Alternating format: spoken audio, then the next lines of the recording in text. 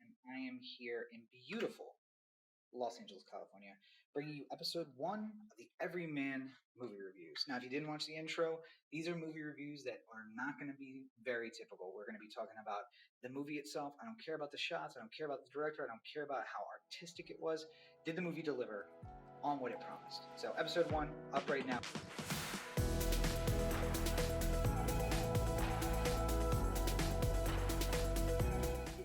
Chapter two, I was so excited to see this movie. I can't even tell you. So when I was a kid, well, not really a kid, when I was in middle school age, I read the books, loved the books. Then the miniseries, starring Tim Curry as Pennywise, love every bit of that. I mean, Tim Curry is just a magician. So many things I love of him, and playing Pennywise is one of my favorites. Um, I think that there's too much, but at the same time too little made for the nostalgia factor right now. And it really took me back to that magic time of being maybe 11 years old and just hiding out because my parents would have never let me watch that movie and just being scared shitless alone in the dark watching Pennywise terrorize a bunch of kids. I couldn't. I was so excited for this movie. I can't even tell you. So, it chapter two is directed by Andy Muschietti, which I'm probably butchering. Sorry about that, Andy. It's written by Gary Doberman, screenplay by him, and of course based on the Stephen King novel of the same name. So, it chapter two, did it deliver? Well, let's take a little sidebar first. One of the great things about living in LA, I keep gesturing the wrong way. That is the Wilshire Grand. That is the Bank of America Tower, the Citibank Tower, one or the other, I can't remember. But we're in LA, nonetheless. I actually live in Hollywood. I don't live in downtown LA, which is what's behind us. One of the great things about living in Hollywood, and in LA generally, is that you get these crazy, interesting experiences. Like, at the corner of Hollywood and Vine was the It Chapter 2 experience. Now, over the course of 3 days, I waited 5 hours in a line. I had 4 friends bail on me. And finally, after the third day, I was the next to last group to get in to what was called the It Chapter 2 experience. Basically, it was a carnival ground. You were there in Derry. There was some rides, although you couldn't really ride them. There were some games which you played. I won a game of like tossing and knocking stuff down. And then you went to the fun house. And the fun house was just scenes from the movie. Now, our original intention was to go on Friday. And we went on Friday, but the line got cut off literally right in front of us. Like, we almost made it, but we didn't. Saturday, we went out, made it a little bit late. My friends are the worst. They cannot get ready on time to save their lives. I said, I'm going to leave you. I'm going to go earlier in the day, but didn't because I only have so many friends. So you got to keep them if you got them, right? So I waited for them, and we went. And then by the time we got there, the line was already done. They already cut off. Weren't going to make it in. So Sunday, I said, I am going no matter what. I went. I waited in line 4 hours to get into the It Chapter 2 experience. 100% worth it. Now, the thing that had changed is we decided to go see it on Saturday night in IMAX. So I actually had that happen before I went into the funhouse and saw all the scenes. I'm not gonna say that I mind it because I think it actually made the experience better. Being one of the last groups that went through, I think we got an even better time than most people. It was actually not even the last groups of the day. They shut down on Sunday, so I was the next to last group to ever go through this experience, and I feel like the actors really stepped up their game while we were going through. We got like kind of like a long time of going through. Each room we had time to like look around and do stuff. I didn't take pictures because I'm an idiot and I had my phone in my hand, but nonetheless, knowing where everything came from in the movie and kind of seeing the references and pulling stuff out, I think it made it a better experience for me. But back to the movie, because this is the Everyman Movie review, not the Everyman It Chapter 2 experience in Hollywood review. The movie question, did it deliver? Well, that depends. What were you expecting? Were you expecting to have a questionable sourced clown, extraterrestrial in nature, come in and terrorize this group of adults who were at one time a group of kids that nearly defeated him? If that's what you're expecting, this movie delivers 100%. And I don't know people who went into it and were expecting anything else. This cast is completely star-studded.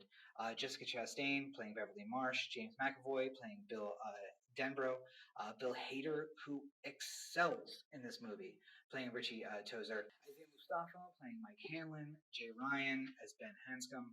James Ranzone as Eddie Kasbrak. And Andy Bean as Stanley Uris. And of course, Bill Skarsgård as Pennywise. I can't say enough about this cast. It's so weird to go from a cast in It Chapter One who was mostly unknown, at least unknown to me, and then to go to a cast that is almost completely known. But I got lost in it. I mean, James McAvoy I've seen in so many things, but he was the one that was hardest to lose in the character. Except I'm gonna say that Jessica Chastain. Jessica Chastain, I'm starting to have a problem with. I'm starting to have a Tom Hanks problem with her. And the issue with Tom Hanks, as we've talked about on the podcast a lot, is that I don't see a character anymore. I see Tom Hanks playing a character. Exceptions to that are, like Angels and Demons, when he was doing the Dan Brown books. I feel like I got lost in those characters because he looks so much different. But Castaway is Tom Hanks on an island, and the Polar Express is Tom Hanks as a magical conductor. I see him in every movie. I'm starting to see Jessica Chastain in every movie too. Not that she's not a great actor; she is a fantastic actor, and some of the stuff in that movie was just moving, but it's still like, oh, Jessica Chastain. James McAvoy, same thing, like right on the edge, where I'm just like, I can't lose myself with him. I think the stutter helped a lot. Him having that same stutter that he had as a child really kind of like let me let go a little bit. But the all star by far, Bill Hader. He is a funny guy. I love him in his HBO show. I'm so terrible with names of shows and everything else. That's the show name. Whatever. It's fantastic, and he's fantastic in this. It's they did such a great job casting adults to play those kids. I know that they went through a huge search in order to do that, and it really paid off. I went into the theater expecting to see a truthful retelling of the book that I loved, and a remake of the miniseries that I loved. It of course wasn't as graphic as the novel. Stephen King is known to be very graphic. If you've read the book, you will automatically know what I mean. What is left out? The first things you're going to guess that were left out were left out. But I think it was pretty true to the miniseries. Not a shot-for-shot remake, and conceptually, a lot of things changed. But I think it was true to the spirit, and that's really what I'm looking for. I went in with middling to high expectations. They were met and exceeded by the movie I watched. My one complaint: it ended about 10 to 15 minutes too late. Should have been earlier. Now, some of the people I went with were complaining about this the entire night. It wasn't that big a deal to me. Yes, it seemed like there was a hard ending, and then like they dribbled out, and maybe they dribbled out a little too far. I understand that with something like this, where there's so many storylines to wrap up, and there's so many characters to deal with, that it's going to take a little time. I was patient with it, and I thought that they did a fine job. But in the end, a little much, a little long. Also, it's nearly a 3 hour movie, 3 hours plus if you include the previews and everything you're sitting through. So it was a long experience, but 100% worth it. I said before, I'm not going to do ratings. I'm not going to do a rating for it. The question is, did it deliver? Is it worth seeing? If you didn't see it chapter one, no, it's not worth seeing. You're not going to understand anything that's going on. There's a lot of references to old stuff. If you like a kind of like 80s feeling, kick-ass, adults rediscovering their childhood feelings kind of movie, yeah, you're gonna love it. I was in 100%. Obviously, I waited in a line for 5 hours for like a real life experience of it. So of course, I was in. And I keep saying, I keep coming back to this theme that it's about escapism, right? And this is not a movie where you get lost so much that you don't notice the time. You notice that it's 3 hours long, but there are points at which you forget how long you've been sitting there. There are points at which you can't wait for what's about to happen next. There are points at which it's so different than the book and the previous miniseries that I was just like, I don't know where they're going with this. What's going to happen? And I just thought it was really good. Well acted, well shot. Everything that I expected from the writing and the directing crew here. I couldn't really have asked for more. I mean, were there weaknesses? Sure. I mean, I think there's a lot of stuff in there that maybe I would have done different, or that other directors might have done differently. I think It Chapter 2, brought to you by Guillermo del Toro, is way different. But so is It Chapter 2, brought to you by Amy Poehler. Um, this is Andy's game, and he did It Chapter 1, and I loved it the hell out of that one, and I love this one too. We don't own DVDs anymore. That's something from my childhood, but if it were 10, 15 years ago, I would absolutely go out and buy this on Blu-ray or DVD just to have. It's one of those movies that both together run about 6 hours, and if you just want to waste a Saturday, if you're cleaning and you want to have something on, something that just makes you feel good, and that you can kind of tune in when you need to, this is exactly it. I don't know how to give more high praise than that. I went in wanting to feel like I was 12 years old again, and for a lot of that movie, I felt like I was 12 years old again. Pennywise, it's one of those things where I don't know that he was as scary as he was when I was a kid, but I'm also not a kid anymore. I think that that Bill Skarsgård did just as good of a job with Pennywise as Tim Curry did. Could not have asked for more than that. And it's a different experience. Sure, there were a lot of jump scares, which I don't remember from the very first It series, but it also might have been that I was so terrified the entire time that just like everything scared me. The jump scares got me.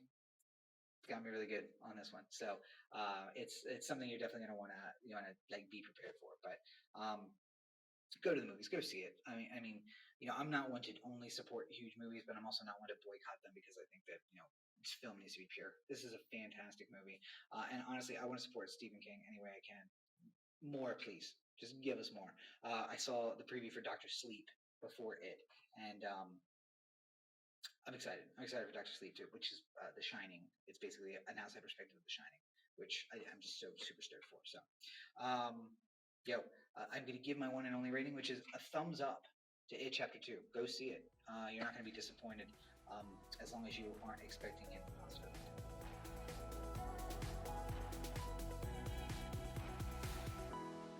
So that's all I got for this episode. Everyman Movie Review, Episode 1, in the books. Make sure you hit that notification button. That's going to let you know when the next video is up. You're not going to want to miss it. We're either going to do scary stories to tell in the dark or Fast and Furious Hobbs and Shaw. Haven't decided yet. We got a couple of back episodes, back movies to do. We're going to go see more movies this week. I got a whole catalog of some of the movies I can go through. So let me know in the comments below. What do you want me to review? What movie came out this summer? What's coming up soon? What do you want to see? Make sure you check out the introduction video. Why'd you skip over that and come straight here? Go check that out. Put some comments there. Let me know. What are you expecting? What do you want to see? I want to do what you want to. I want to make sure that you're enjoying these as much as I am. And I'm going to try not to ruin them. I'm going to try not to do any spoilers. I'm thinking I don't know if I did any in the video, but sorry. It's been out for 15 years. The book's been out for 20. You know what it is. Oh, it's 2020. Book's been out for 30 years. Movie's been out for 20 years. You should know what it is. So anyway, make sure you hit that notification button. Join me next time for the next video. Everyman Movie Reviews. Thank you guys for joining us. This is Rob. Have a great week, everybody.